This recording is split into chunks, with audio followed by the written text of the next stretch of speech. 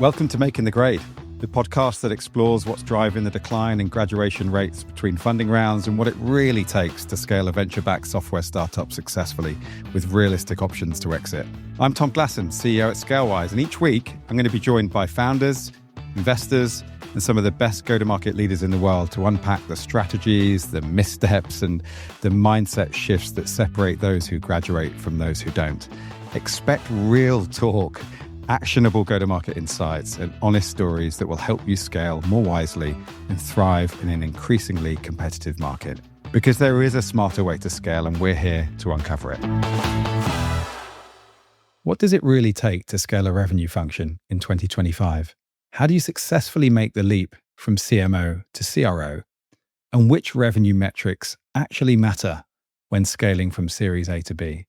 We dig into all of that in the final episode of Season 1 of Making the Grade.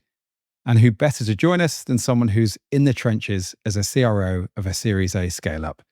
Florence Broderick is the Chief Revenue Officer at General Index, who are the world's first tech-native benchmark provider. Before stepping into the CRO role, Flo built an outstanding career as a CMO. And in this conversation, we explore her transition from marketing to revenue leadership, her advice for anyone considering that move, what founders should know before hiring their first CRO, and where AI is having the biggest impact for her team. This episode is also a bit of a milestone for us. Flo is the very first CRO to join the show, but she definitely won't be the last. Season 2 is already in the works, where we'll be diving into the journey from 2 million to 10 million ARR and the strategies that make that possible. If you're a founder or go-to-market leader navigating growth right now, you won't want to miss this episode or what's coming next in Season 2. So let's get into it. So this is the final episode of Season 1, and I couldn't think of a better way to close it out than to have someone I hugely admire joining us. So Florence Broderick is actually the first CRO we've had on the show too. It's kind of fitting, given that we plan to speak to many more CROs in Season 2. And I've had the pleasure of knowing Flo, as she's been a long-standing member of Pavilion, and I've always I suppose admired the energy and insight that she's brought to every conversation we've had around the dinner table. And we've had a fair few over the years, I think it's fair to say. So today I'm delighted that we get to dive in a bit deeper for Making the Grade. So Flo, welcome. It's really great to have you with us. And how are you today?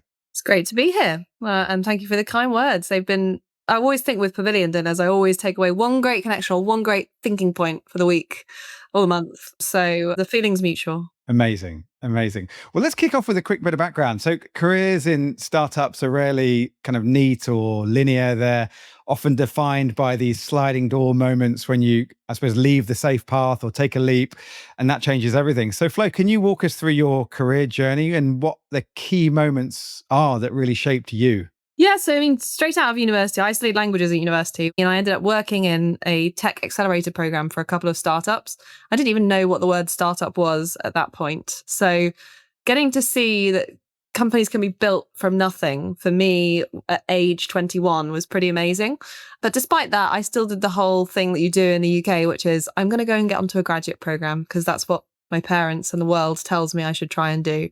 And I was rejected by Heinz, so I didn't spend my life marketing baked beans and tomato ketchup, and instead ended up at Telefonica, a massive telecommunications company based out of Madrid, using the Spanish that I'd acquired during my Erasmus year.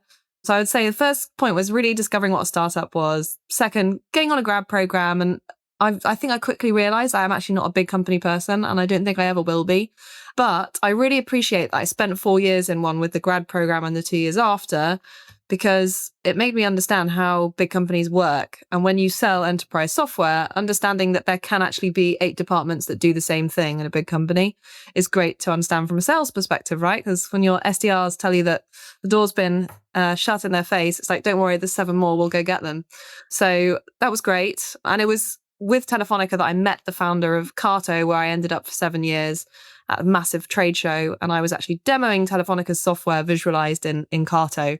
And he basically, in classic founder style, opened up an org chart on Google Slides and said, what do you want to do in our business? It wasn't for a vacancy. He just liked the way I pitched and talked about his product. And I didn't realize he was the founder when I was pitching to him. So that was a kind of a moment, sliding doors moment, as you call it. And then I guess the most recent step is, after 12 years as a CMO, is saying, do you know what? I want to own the number and I want to be CRO. and I'm loving it so far. It's a stretch out the comfort zone, but I like that. And I always do that with every part of my life. So loving it so far. Oh, that's great. And I just love the fact that you have leveraged your experience in a large enterprise to enable you to understand that ICP better so that your teams and you can really make sure that you're, I suppose, understanding the buying process and the stakeholders and knowing that, when you get that first no, you definitely shouldn't give up. So that's awesome. But I also want to really dig into that transition from marketing leader to CRO, because I think there's lots of CMOs that wonder what it would be like to step into that hot seat, as it were. I suppose there's a world of difference between influencing revenue and actually owning it as a CRO. So why did you leave that CMO track, which you clearly were doing really well, and become a CRO? What was that itch that you were wanting to scratch? Yeah, I mean, I think over the years, I worked with some good salespeople, but I have to say, I worked with more salespeople that maybe didn't treat all those precious leads that we created in marketing as nicely as I might have liked. And I just got to a point after probably a decade of that, and I was like, why am I watching from the sidelines? Why am I not owning the full funnel and owning the number? And I know that comes with huge pressure, and you definitely feel the pressure now. It's the final week of quarter now, so I feel the pressure. And you probably don't sleep quite as well as a CRO, I think, as a CMO. But I wanted to have that accountability and be able to influence the outcome and hire great salespeople into that function, so that whatever we do on the marketing generated side of things is just looked after in the best way possible. Maybe I'm not doing it in the best way possible, but certainly trying to make sure that we have that extreme accountability. We move really fast. We've got structure. We've got a rate card that makes sense. We've got a playbook that makes sense. All of the marketing. And I'm still running marketing now, which is great because, I haven't had to let go of that yet. But it would be a really interesting scenario if I had to let go of the marketing side of things. And at some point, I'm sure that might happen. But yeah, I fancied it, as you call it, a ride in the hot seat. And I'm loving it so far. And I'm really learning a lot, particularly more about the kind of emotional intelligence side of sales, right? And negotiation and all the different stakeholders and how well you get to know them. You end up spending a lot of time with these buying committees in enterprise deals, right? And so whoever says the art of sales is dead and that AI is going to take it all, like that's just not where it's at yet. And maybe in some of the kind of PLG worlds of Canva and companies like that, it's completely different. And actually being the CMO, you might feel like you're slightly more in the hot seat. But certainly in the motions I've been involved in, I just fancy giving it a go. That's great. And I love that, your ambition and your desire for a challenge is taking you into that hot seat. But I know that transitions aren't just about skills and ambition and, I suppose facing that challenge head on. They're also about perception, and sometimes winning over that team that you might be inheriting can be the hardest battle, especially perhaps if you haven't been a sales leader before and you're inheriting a sales team. So what was the hardest part of that transition, and what do you wish you'd known on day one that perhaps you didn't account for? So I think the biggest thing that came to mind when I made this transition was, well, CROs who've never worked in a marketing role constantly take on marketing in their positions, but it's just because CMOs haven't taken over revenue doesn't mean that they couldn't be good at it. And there feels like there's a lot more questions asked of CMOs making this transition than there are CROs making the transition to look after marketing as well. But the biggest challenge is by far, well, hang on, she's never had a quota and she's never closed six-figure enterprise deals in this territory or whatever it might be. And so my answer to that, and honestly, this came with imposter syndrome, right? You come in and I've, acquired people in my team who've got 20 or more years experience in enterprise sales. And I'm very happy to just be authentic about what I do and don't know and learn from them, right? They've got stuff that I can learn from. I've got stuff that they can learn from. So I'm just very aware of that. But also sales has changed so much, right? That's all we talk about in this industry is how it's changing and how technology is changing it and AI is changing it. And so a lot of those people who might have all those years of experience might not actually have had the growth mindset in the same way to adopt all the things that have changed their industry and understand that maybe some parts of sales is not so much about going out for lunch and coffees with the customer anymore. And actually they just want really good technical answers to their questions. I mean, it depends what software or data you sell. But for sure, it came with imposter syndrome at the beginning. And what I've tried to do is also lean into the learning part and spend a lot of time myself on deals And even when I was a CMO, I always really lent into the sales part of marketing. So I always wanted to be at the trade shows on the booth, selling with everybody else in sales. I always did some prospecting myself. I listened to a ton of customer calls before I was maybe going to so many of them as I do now. So I think if you are a CMO that wants to make that transition, don't wait until the point where you make the transition. Start selling now and show people that you're a salesperson at heart earlier on. And I'm sure if out of that graduate program, when that CEO founder opened his laptop and offered me a role, I'd have taken an AE role. I'd probably be in the same place today, but I wouldn't know everything that I know about marketing. And most startups I talk to have really big issues getting marketing to work. So I think it's a really nice skill to have done that journey in marketing. It absolutely is. And I love the way that you've rationalized and I suppose enabled yourself to jump into that role by knowing that so many non-marketing sales leaders step into that role and then have to lead marketing and probably don't do an amazing job of it. But I know that you are, one of the, I don't know, 40, 50% of marketing leaders, I don't know what the percent is, that have led SDR teams in the past. SDRs actually reported up into you. So you already had that skill set, that experience of leading, relatively junior reps, sales reps that probably wanted to make that step to AE. And I'm sure that stood you in really good stead.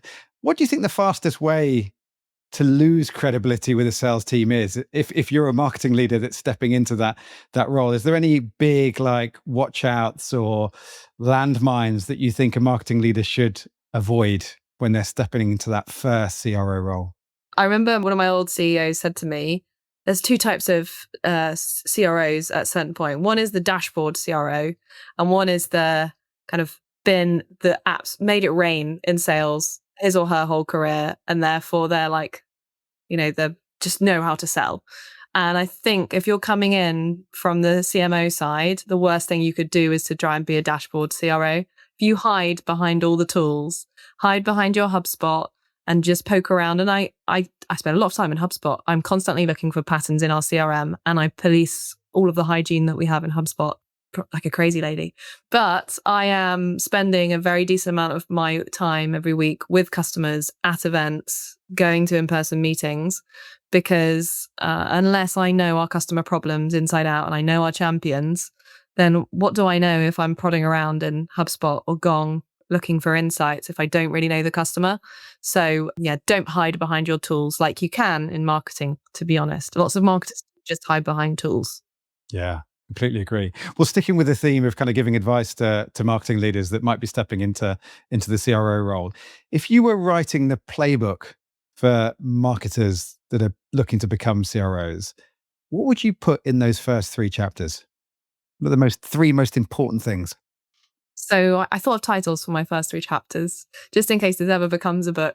So I feel like chapter 1 and 2 we've covered, which is always be selling even when marketing. So get started early. Getting started with the SDR function. If that's a great way to dip your foot into sales waters, I think, because it's there between sales and marketing and you can get going there. And then the third one, I put modeling 101, because one of the realizations I had is I've always modeled everything in my career. And previously when I was leading marketing, it was more about conversion, cost per lead, cost per opportunity. What marketing budget do I need this year to generate this many leads and to have this much pipeline if we're doing this much contribution to revenue and our LTV CAC ratio is X? That was always modeled. But then to suddenly, with nobody having ever really walked me through it, do the actual revenue plan for the financial year ahead based on retention rates, net revenue retention, quotas, all of this new stuff, which I hadn't done before, but actually, if you've got common sense and you've spoken to enough people, it's fine to walk through. And I got there on my own. And unfortunately, I work for a CEO who's done this 100 times over and has really coached me through the process. But yeah, get ready to model, because as much as it's in the trenches, you're selling, and this is Series A, right? So I'm selling, and then I'm in HubSpot, and then I'm fixing a broken workflow in HubSpot, and then I'm in a negotiation call, and then I'm modeling for the financial year ahead and doing a board deck. So you need to be ready to move in and out of those contexts and really know your numbers inside out. So those are the 3. Couple of things I'd love to jump into there. The first thing you said around, well, it was the second chapter actually, which is get an SDR function started and be the marketing leader that leads that team as you did at Carter. What advice would you give to marketing leaders that maybe are seeing that SDR team are reporting into sales, feel like they should own it, what case should they put forward to their CEO to say, this is why these SDRs should report into me?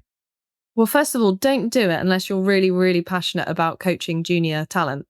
Because whenever people have asked me that question over the years, should SDRs report to marketing or sales?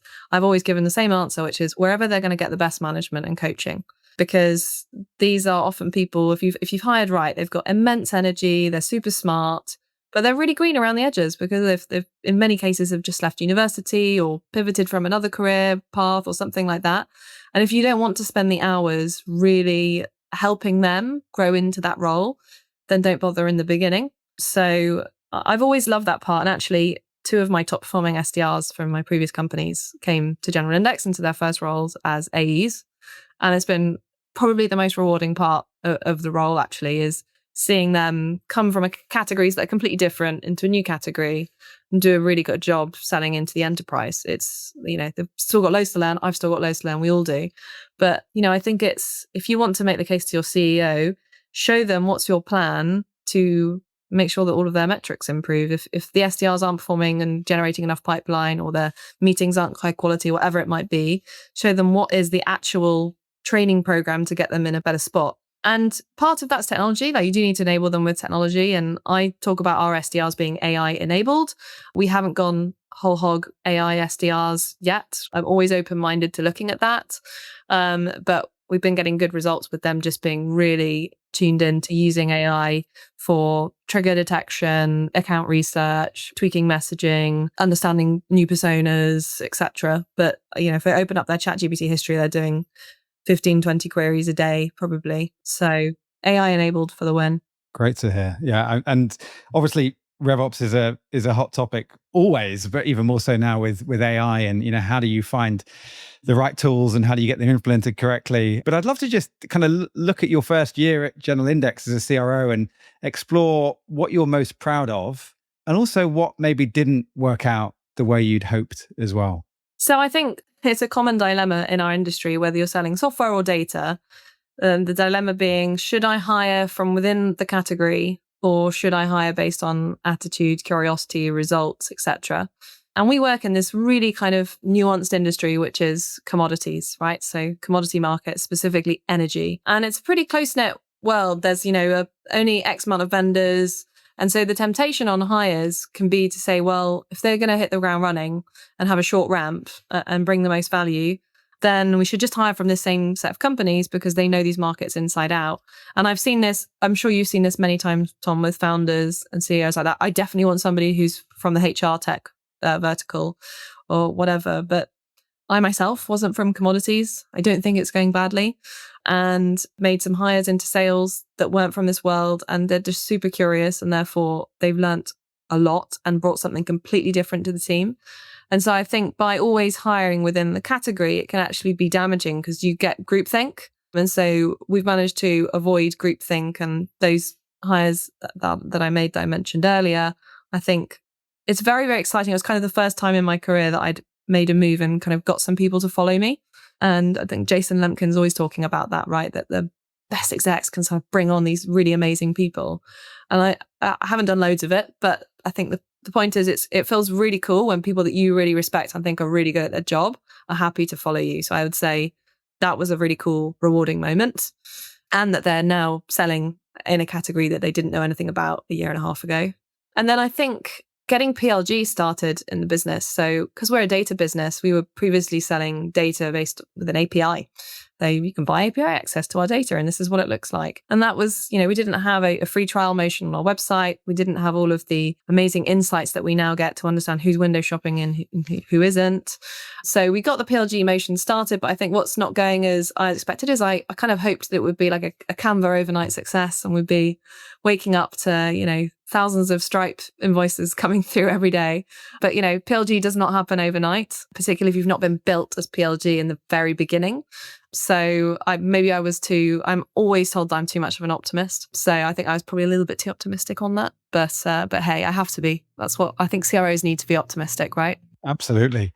And yeah, I love the fact that some of your best hires have followed you. It's a real testament to you as a leader and doesn't surprise me at all. Just sticking on PLG, what's I suppose, the harshest lesson that you've been taught, or what's the biggest piece of advice that you can give to someone that might be on that journey of trying to pivot from a sales led to a PLG motion? Like, obviously optimism, don't let that get in the way too much. But what's the other big bit of advice or big lesson that you took from that? The big lesson would be is that everybody tells you listen to your customers and build what your customers say. And actually, our customers told us not to build an interface for our data. They said, I've got enough terminals, I've got enough screens, I've got my Bloomberg terminal, got my LSEG terminal, don't give me more screens. But of course, they weren't thinking that we need to get insights on how they use our data and how often they log in. And so with APIs, it can be more restrictive as to understanding how people really use data. So yeah, but basically don't always listen to your customers, because remember that customers don't always have your best interests at heart. I love that. Oh yeah, we're always told that we should always be listening to our customers, but I love the fact that you're bucking the conventional wisdom there. And yeah, they don't always know what they want. You're completely right. It sounds like you've had some real successes in the kind of early part of your CRO career, and obviously some good learnings as well. Perhaps you can just share, what do you think every CRO needs to nail in their first 90 days? And maybe in addition to that, as a follow-up question, what results should boards expect from a new CRO, and by when? So I think in the first 90 days, get some outbound out the door. I mean, again, this depends on the phase of the business, right? I wouldn't be giving the same advice to somebody maybe going into a 50 million ARR business, or maybe I would, but no one is too posh to prospect. I think that's a nugget I took from a pavilion dinner. So get prospecting, pick a specific persona and sub vertical that you want to go after, and show the reps kind of what you're made of on that. The second would be listen to a call every day. You don't need to necessarily go, you're probably really busy in your first 90 days, and maybe you haven't got as much time to go to all of the calls you'd like to go to, but download the Gong or whichever tool you're using, mobile app, and on your tube commute, listen to a call every day at 1.75 speed, because most people speak a bit slowly, and enjoy the insights you get from that, and coach along the way. And I think it's all about getting the foundations in place in 90 days. And I don't think most boards or CEOs are expecting you to have completely revolutionized revenue growth in the business in 90 days. That would be a miracle. But what I really focused on was process and getting things in place. So what is our sales process from start to finish, all the way through the funnel? What's our playbook? The amount of times you see early stage businesses and everybody's talking about the product in a slightly different way, handling objections in a slightly different way. Get that all written down and get kind of consensus across the business. And it's going to need revisiting and tweaking, but get that playbook in place. Get the stack in place. Can be quite confident that anybody that would come in and have a look at our CRM for an audit or a due diligence would look and say, this revenue team's got their things in the right place. So get that in place, and any other tools that you think are important for outbound success. So Apollo, Sales Nav, we certainly put in Gong very quickly. An organized rate card, target accounts, sensible compensation plans. And I think I had that all in place within 4 to 5 months, I would say. And I think if I was a board member, I would be wanting to know that all of that's in place, because the metrics will come as a result of all of that hard work that you put in at the beginning. Pipeline should trend up. The quality of that pipeline should trend up. Conversion should improve. The deals should get bigger because you're working off a structured rate card rather than everybody improvising their own way of pricing. And I think that's what I'd be looking for. And I think some of that stuff that I've mentioned, I think is being a little bit easier being a CMO, like the playbook part in particular, and actually getting into all the nitty gritty of the pain points we resolve, our competitors, our positioning, all of that was much easier because of having come from a CMO background. And what's been the hardest part of all of that? I think the hardest part of all of it has been understanding what percentage of my time should I spend on sales versus customer success versus partnerships versus marketing, because we do all of that. Some businesses, they just don't have a partner motion, so you don't have to think about that. But it's a really big part of our growth strategy. So just knowing that I'm spending the right amount of time on things, and I've often gone to my CEO and asked for feedback on that. Am I spending enough time on these strategic partnerships? Are we happy that they're a bit spread around in terms of accountability right now? That's been my biggest doubt. Yeah. And given that you have no RevOps, and a key part of what you said you want to be doing in the first 90 days is getting your tech stack, getting your reporting, making sure you've got that quality data and metrics in place. I'm intrigued. How have you done that, Flo? Is this because you, as you said earlier, you're like a madwoman with HubSpot, or are you kind of delegating these responsibilities to other people in the team so that they effectively become your crowdsourced RevOps that are going to help you implement these tools and get them into a good place? So to be honest, our marketing manager that we have has been a big help on some of these parts of marketing ops and RevOps. There were a fair few night shifts in the first few months in the role to get everything set up. But actually, sometimes the integration of tools and getting them all to all speak together is made out to be more complicated than it really is. And so if you keep it simple, it doesn't have to be as much work as maybe some people might make it out to be. But I mean, I am probably more hands-on tech savvy than maybe a lot of CROs for similar stage businesses.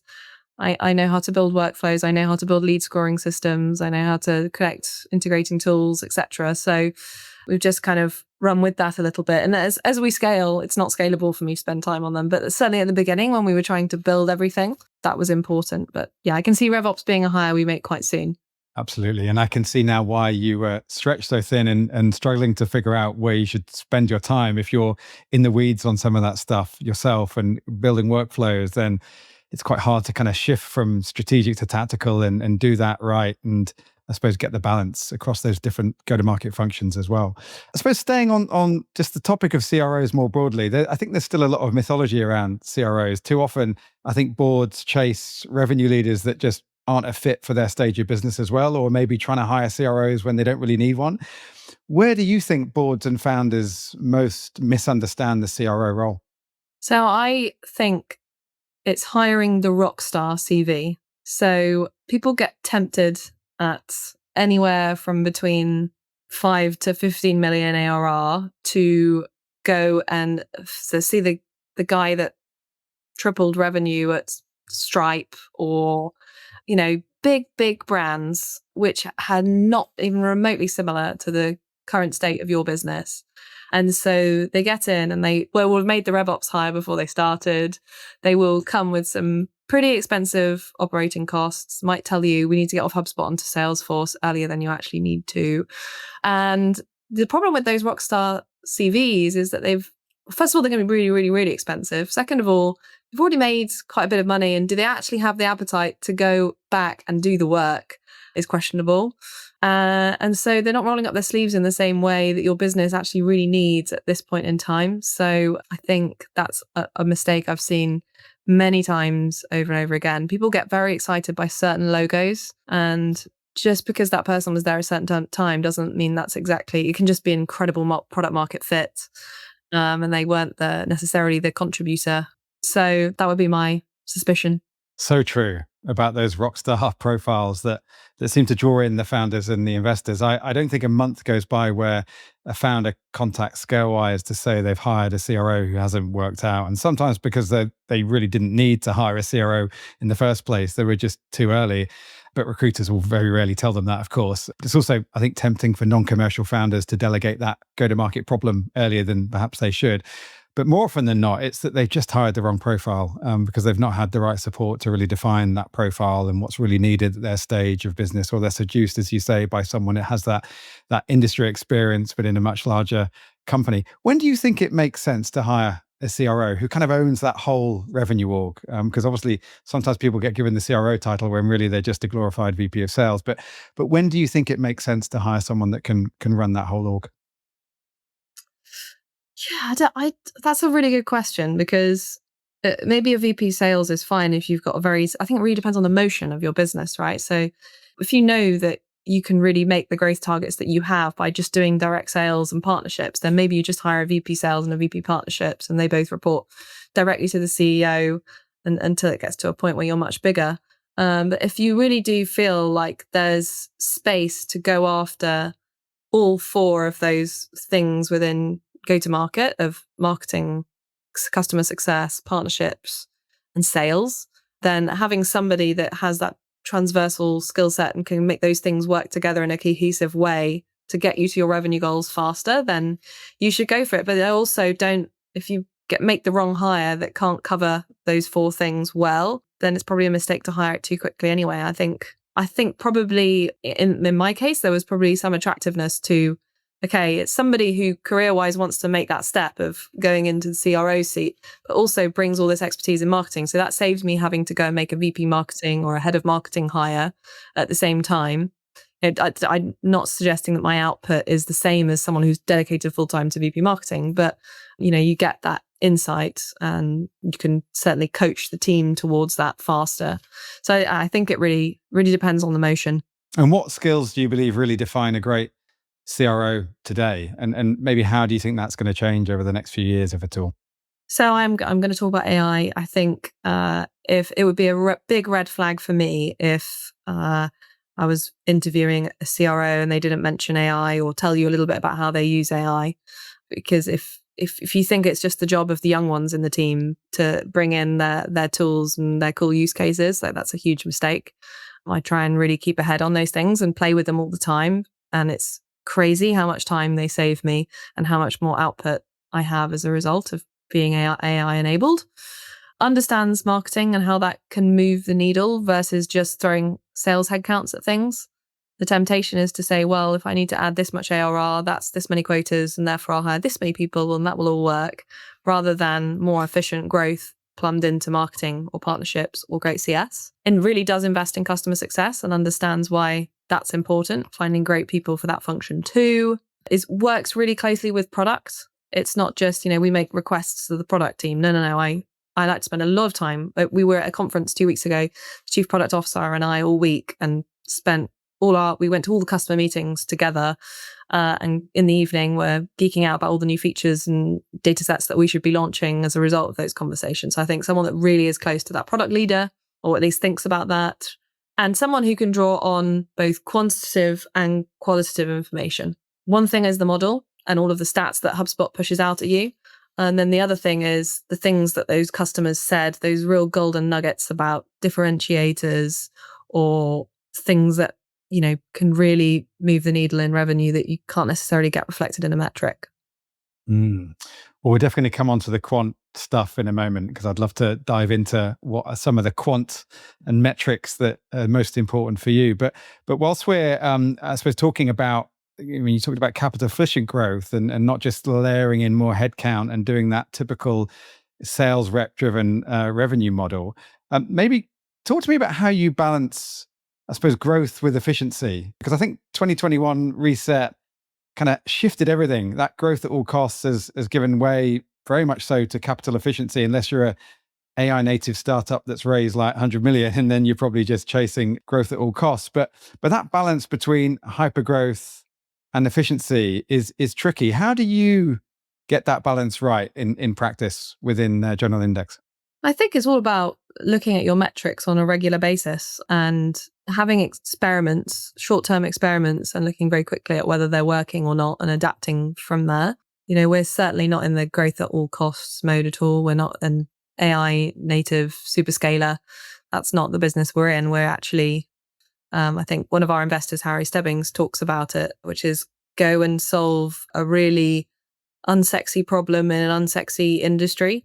I now think it's sexy because I really think our data is so business critical, and it's wonderful to be selling something that's business critical to customers. But being able to provide really high quality pricing data to the commodities industry, not necessarily as exciting as maybe somebody might find some of the AI companies that are out there and what they're doing, but it's certainly a huge TAM. So yeah, I think experiments and with people, I think, like I said, there's so much more that can be done with marketing. And actually, I think we're in an industry that traditionally hasn't done marketing that well.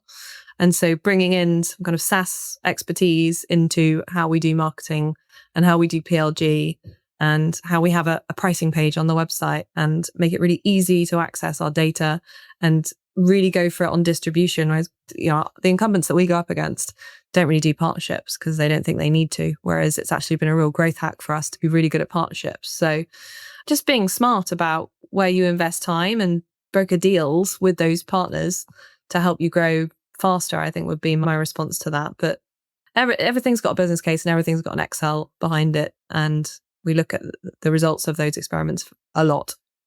I love the fact that you called out experimentation. Just a follow-up question to that, can you give us an example of the typical experiment that you might run, how long you give that experiment, what are the key indicators of success or failure that you're looking at, and maybe just share in a bit more detail how you run experimentation at General Index?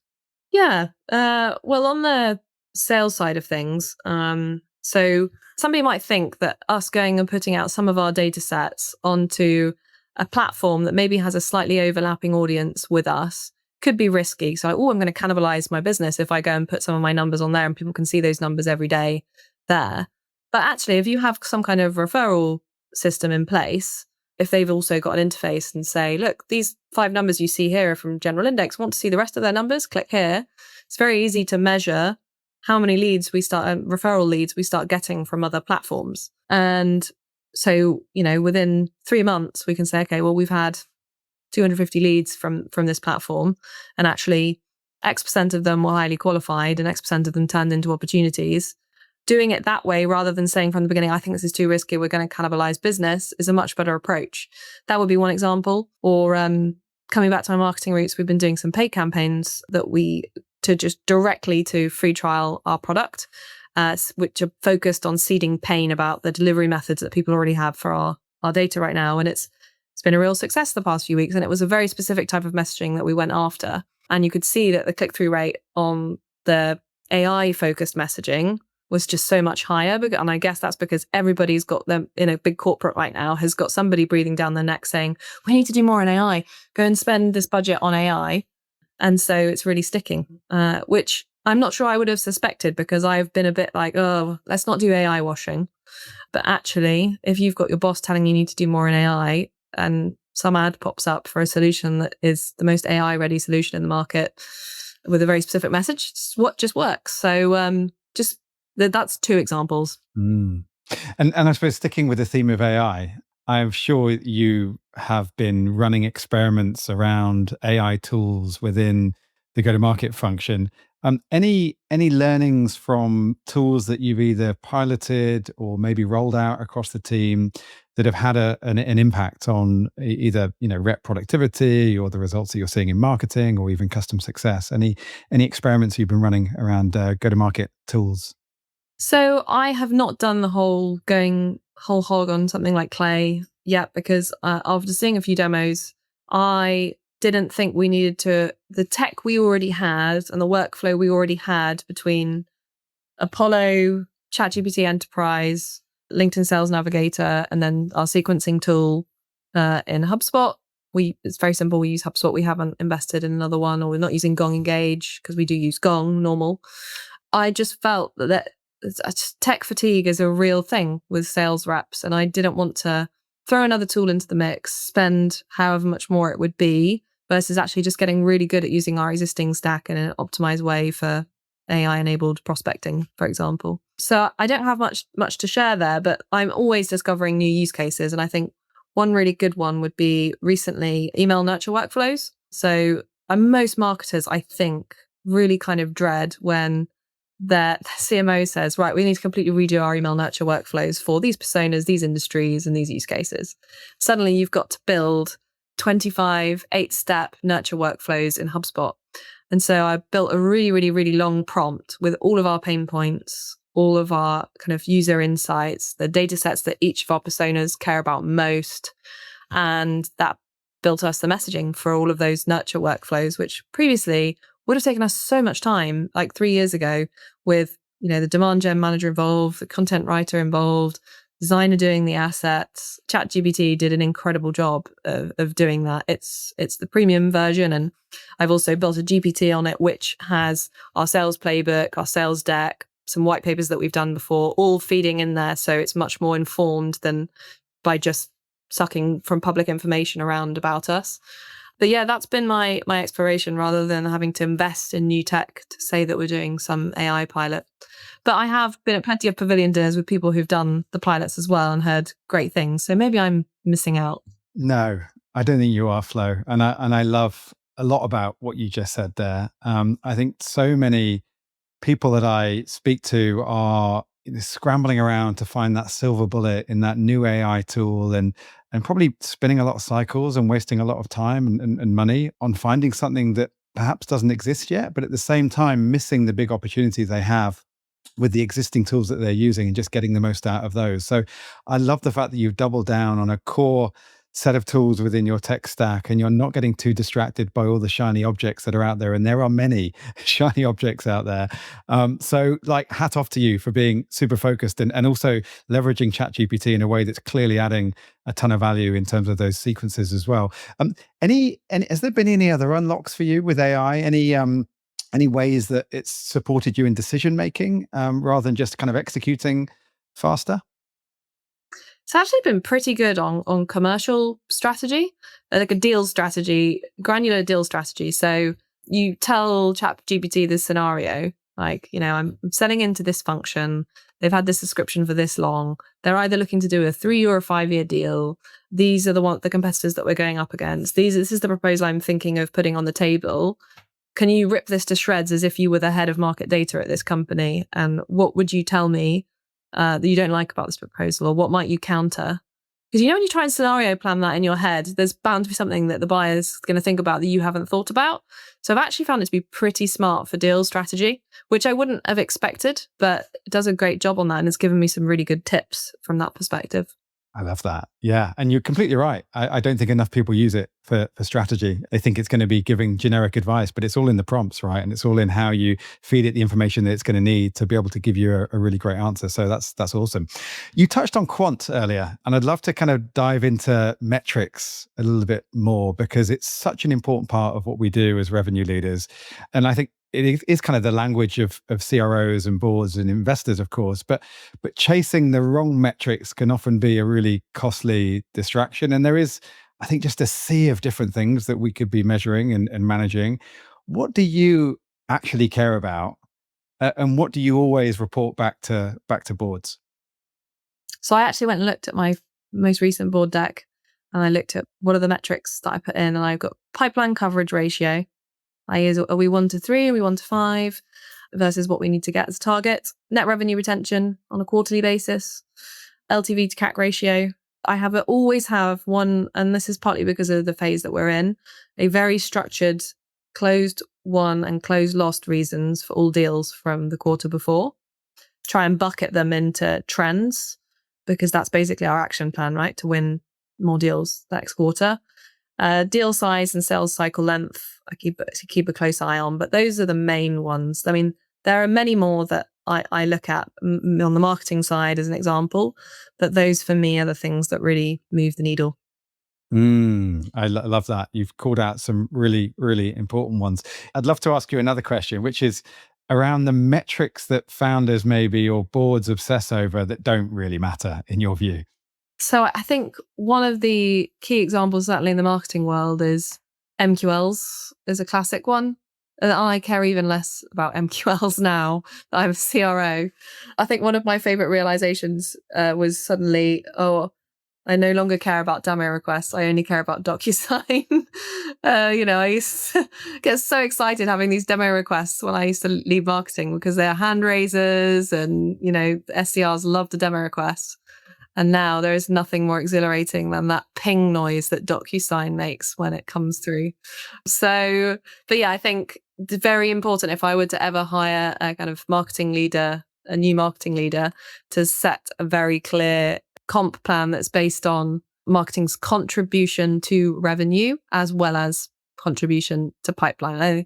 I understand that they would want some component that's about pipeline, because you need to know that the revenue function is really solid to be able to convert that into revenue. But once you've got that, it needs to just be all about revenue. Completely agree. Such a vanity metric, MQL. And just, I suppose, following on from that, what do you think they should be targeted on? So what should those marketing leaders actually have as their core target that they're shooting for? I think 50% on pipeline generated and 50% on revenue. Because if you went 100% revenue, my counter to that was always like, well, I'm not in control of revenue. Once that's handed over, there's only so much I can do. So I can understand that a 50-50 scenario would be fair.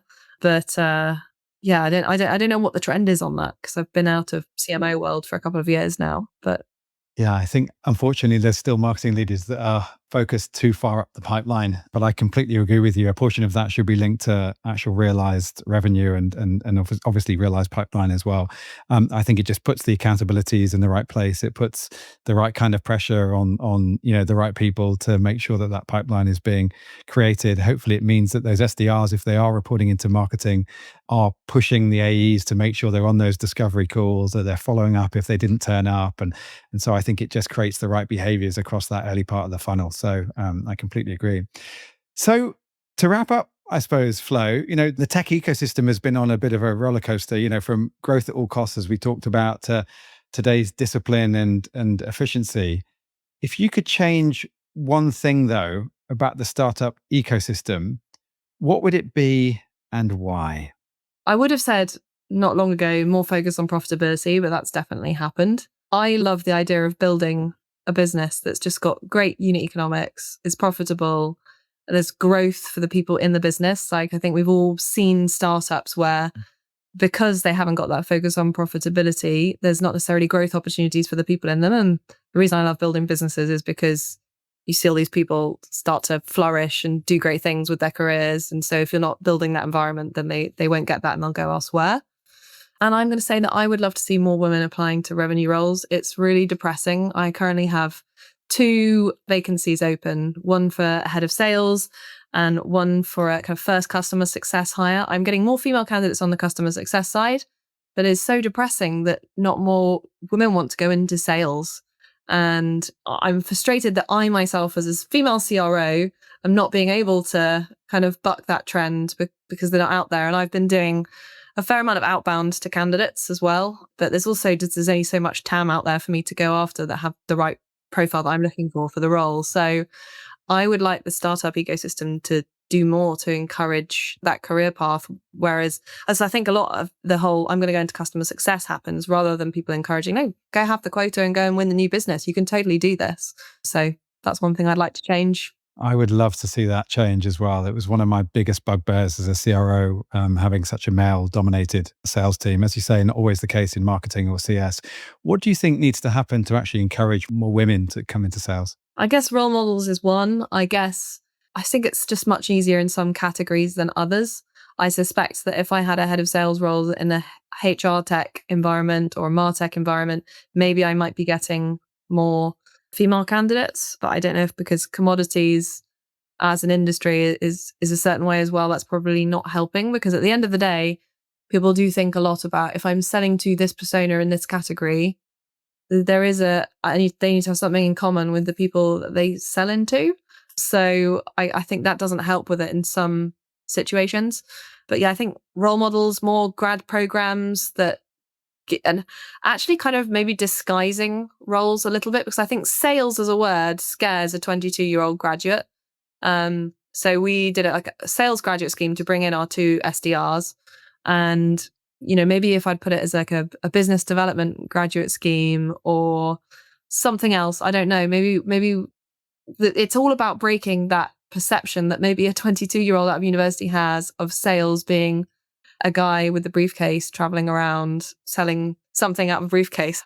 Yeah, I think you're right. Well, hopefully, yeah, you are inspiring a new generation of female reps and leaders to step into revenue roles. But at the heart of this podcast is the idea of helping startups essentially make the grade to successfully graduate between funding rounds. That's been getting much harder in recent years. What do you think needs to happen for more startups to essentially make the grade to the next funding round, whatever that might be for them? I think maybe it's a bit of cliche advice, but ruthless focus on customer problems. Spend as much time as possible with customers. Even though I said earlier, occasionally you need to ignore some of their advice, but the more time you spend out with those customers at events, in their offices, understanding their problems, the more likely you are to build something that actually brings value, and to feel the hard truths that if you didn't have as many customer meetings, it might have taken you 6 months to get to that conclusion. So speed that up by spending more time with them. Completely agree. And then we always like to finish with something practical our listeners can do the very next day, I suppose. If every founder, CMO, or CRO listening could take just one action tomorrow to improve their company's growth trajectory, what do you think that should be? Go to your website and ask yourself the really hard question. Does your website actually say what you do? Or does it speak to some category that you heard about on a magic quadrant or something like that? Because no one cares about that. People care about what you actually do. And then free trial your own product, check that that is a frictionless experience and that how customers are interacting with you is just easy and straightforward. Flo, thank you so much. This has been such a brilliant way to close out season 1. I've really enjoyed getting to know you over the years, and I've always been a big fan of how you've built your career. In today's episode, what's really stood out for me is just how practical and candid that you've been about your journey and the realities of moving from CMO to CRO, and just the importance of getting your hands dirty in that role and not getting too distracted by the shiny AI tools that are out there.